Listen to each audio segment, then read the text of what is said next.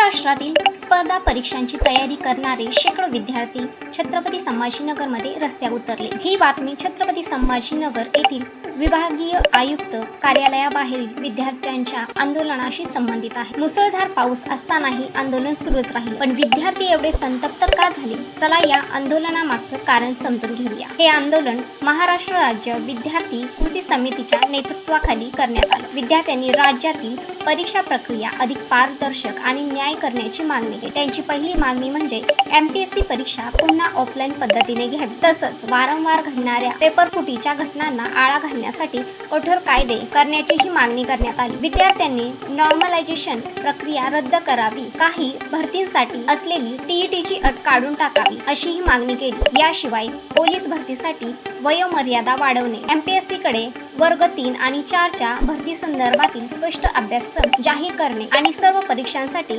एक समान शुल्क रचना लागू करा, अशाही मागण्या आंदोलनात मांडण्यात आल्या आहेत। तसेच आमदार रोहित पवार यांनीही आंदोलनास्थळी भेट देत विद्यार्थ्यांना पाठिंबा दर्शवला। या आंदोलनात विद्यार्थी नेते अभिजित दिपके हेही सहभागी झाले होते। तसेच कांगणे सर व कराळे सर आणि इतर सहभागी झाले होते। विद्यार्थ्यांच्या मागण्या निश्चित मुदतीत मान्य न झाल्यास आंदोलन आणखी तीव्र करण्याचा इशाराही येथे देण्यात आला आहे। या आंदोलनातून विद्यार्थ्यांनी एकच संदेश दिला आहे, परीक्षा प्रक्रिया पारदर्शक, विश्वासार्ह आणि सर्वांसाठी समान असावी। आता सरकार या मागण्यांवर काय निर्णय घेते हे पाहणं खूपच महत्त्वाचं ठरणार आहे। तर अशाच जनजागृती माहितीसाठी आपल्या चॅनलला नक्की सबस्क्राईब करा आणि हा व्हिडिओ तुम्हाला माहितीपूर्ण वाटला असेल तर या व्हिडिओला लाईक। धन्यवाद।